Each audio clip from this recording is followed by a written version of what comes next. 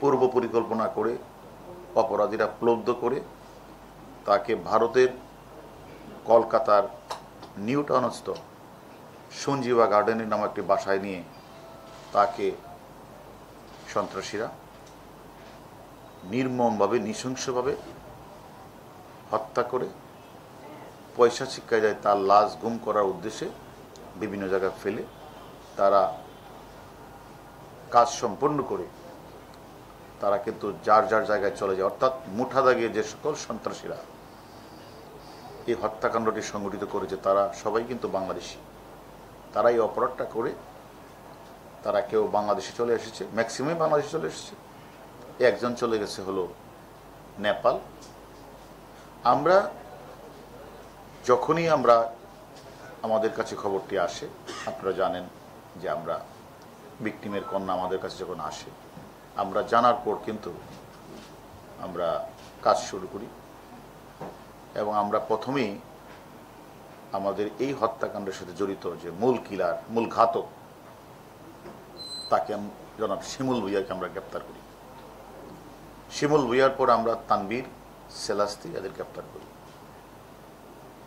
এবং আমরা শিমুল ভুঁইয়ার সাথে যখন আমরা জিজ্ঞাসাবাদ করি এবং শিমুল ভুঁইয়া আদালতেও যে বিজ্ঞ ম্যাজিস্ট্রেটের সামনে 164-এ যে জবানবন্দি প্রদান করেছেন সেগুলি আমরা পর্যালোচনা করি, আমরা তথ্যপত্র বিশ্লেষণ করি এবং আমরা নিজেরা আমাদের টিম নিয়ে আমরা কলকাতার নিউ টাউনস্থ সঞ্জীবা গার্ডেন পরিদর্শন করি, সেখানে যে সিসিটিভি সেটা অ্যানালাইজ করি, গোয়েন্দা তথ্য কালেকশন করি।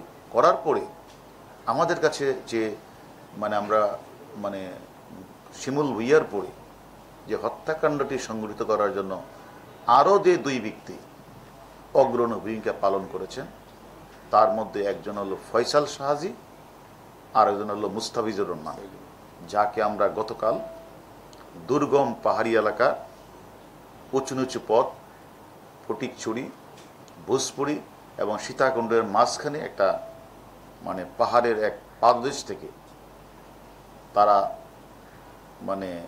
লাল ধুতি পরিহিত অবস্থায় সেখানে শুয়েছিল এবং তারা তাদের নাম ধারণ করেছিল, একজনের নাম পলাশ রায় আর একজনের নাম শিমুল রায়।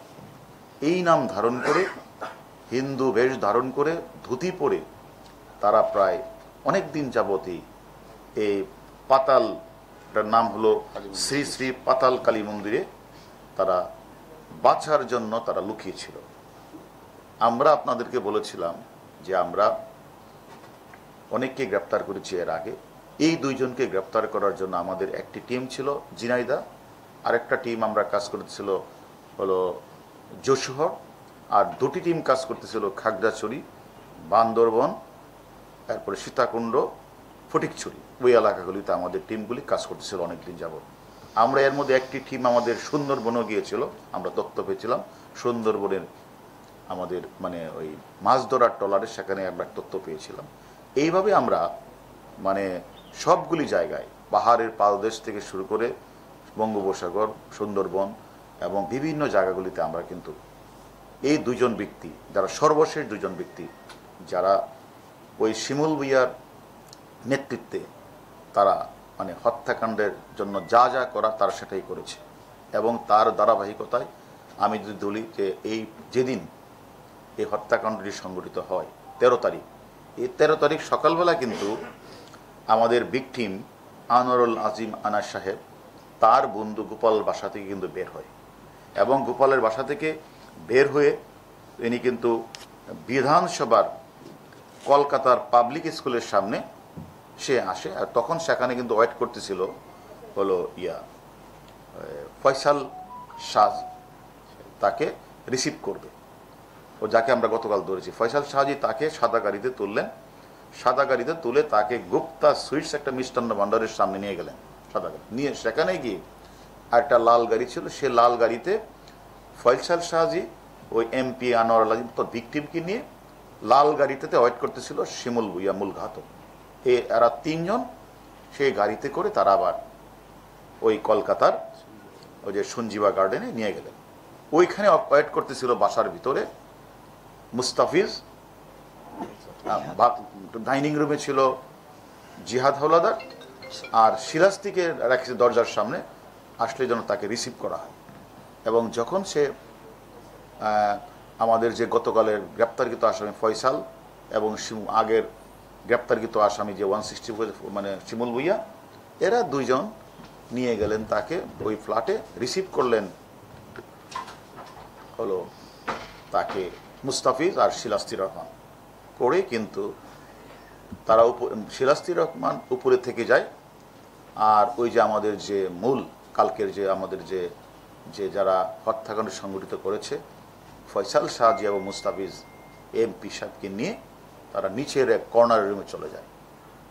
তারপরে যখন সে বুঝে পেলে, আমাদের ভিকটিম আনোয়ার আলী বুঝে পেলে তাদের 3-4 জনের গতিবিধি, তখন কিন্তু সে বাঁচার জন্য অনেক চেষ্টা করেছে, আকুতি মিনতি করেছে, বাঁচার জন্য চেষ্টা করেছে। কিন্তু যখন উনি দৌড়ে বের হতে চাচ্ছিলেন, তখনই যে কালকে যে গ্রেপ্তারকৃত ফয়সাল শাহজি, তার হাতে ছিল ক্লুফ্রাম, সেটা দিয়ে তার মুখে নাকের মধ্যে সে জাপটে মেরে ধরে ফেলেন। তখন তিনি আর মানে কতক্ষণ তিনি ধাক্কাধাক্কি করলেও পরে তিনি নিস্তেজ হয়ে যান। ওই নিস্তেজ হয়ে যাওয়ার পরে আমরা পূর্বে অনেকবারই বলেছি, তখন তারা এই হত্যাকাণ্ডটি সংগঠিত করেছে। আমাদের কথা হলো, আমাদের টিম, আমরা আমাদের প্রত্যেকটি টিম ডিবির ওয়ারি ডিভিশনে তারা অত্যন্ত পরিশ্রম করে, আপনারা জানেন যে হত্যাকাণ্ডের যে কিলিং মিশন, এই কিলিং মিশনের 7 জন দায়িত্ব পালন করেছেন। এই 7 জনই কিন্তু গ্রেপ্তার হয়েছে। একজন গ্রেপ্তার হয়েছে কলকাতায়, জিয়াদ হাওলাদার। আরেকজন গ্রেপ্তার হয়েছে আমাদের এনসিবির মধ্যে, আমরা তথ্য দিয়ে নেপাল পুলিশকে সহায়তা করেছি, সিয়াম, কলকাতা নেপাল পুলিশ গ্রেপ্তার করেছে।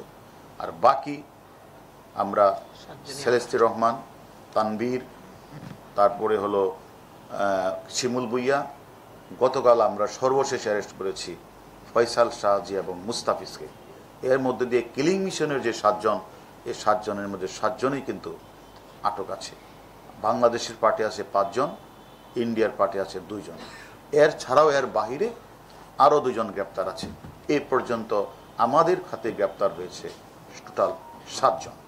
এবং 7 জনের মধ্যে অলরেডি এর আগে 4 জন 164 করেছে।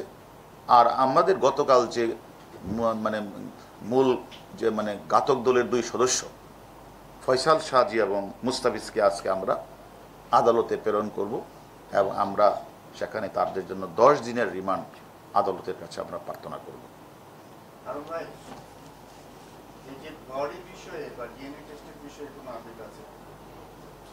ওইটা তো আসলে আমাদের কোনো পার্ট না, এটা তো হলো কলকাতা পুলিশের পার্ট।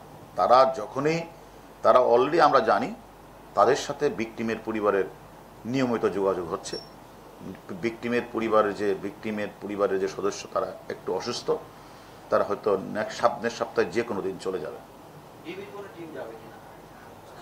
এটা তো আমাদের কোনো পার্ট না, আমাদের কোনো পার্ট না। ওনার জিজ্ঞাসাবাদ কোনটা, আমরা তো ওইখানে জিজ্ঞাসাবাদ করা শেষ, আমাদের আর কি জিজ্ঞাসাবাদ করব? ওইখানে পার্ট জিজ্ঞাসাবাদ শেষ। আপনাদের কোনো প্রতিনিধি ভারতে যাচ্ছেন এই সংক্রান্ত কোনটা বিষয়? ডিএনএ টেস্টটা তো আমাদের পার্ট না, এটা ওনারা, আমরা বলছি যে এটা আসলে বাংলাদেশ, ওনারা বাংলাদেশের হাই কমিশনের মাধ্যমে তার পরিবারের সাথে যোগাযোগ করেছেন, তাদের নাম নাম্বার নিয়েছেন, তাদের সাথে তাদের যোগাযোগ হচ্ছে নিয়মিত।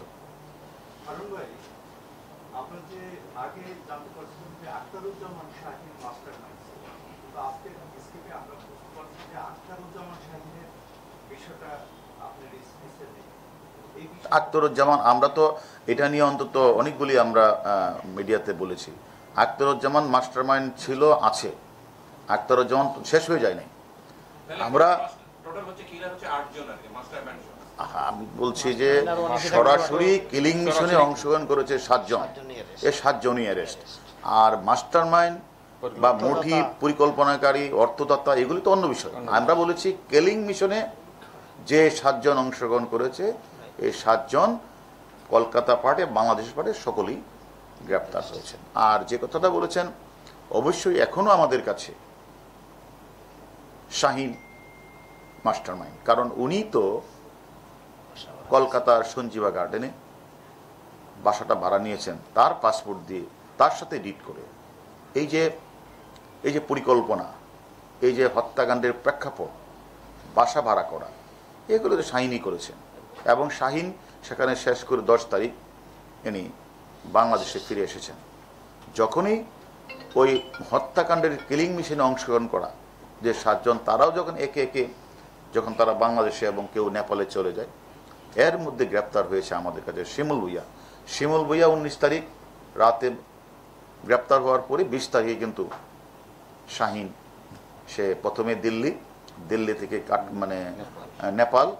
নেপাল থেকে দুবাই হয়ে উনি তার ইউএস সিটিজেন, সেই ইউএস পাসপোর্ট, সে সেখানে চলে যায়।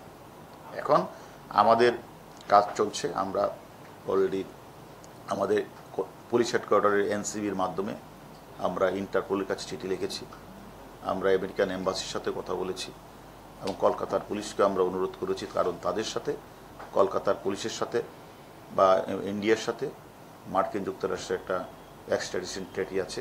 এবং এছাড়াও যেহেতু হত্যাকাণ্ডটি সংঘটিত হয়েছে, এখানে হত্যার মামলাটা রুজু হয়েছে সেখানে, এবং এটা আমি মনে করি ইন্ডিয়ার কাছে তো এটা মোস্ট ওয়ান্টেড, এবং আমি মনে করি যেহেতু মোস্ট নিডফুল কান্ট্রি হলো ইন্ডিয়া, তারাও চেষ্টা করবেন এবং তারা খুব আন্তরিকতার সহিত ইন্ডিয়া চেষ্টা করছে। এবং হয়তো ডিএনএ টেস্ট শেষ করার পরে হয়তো তারা, আমরা মনে করি মোটামুটি এটা আমাদের যে তদন্ত প্রায় একটা কনক্লুসিভ পর্যায়ে আমরা আছি।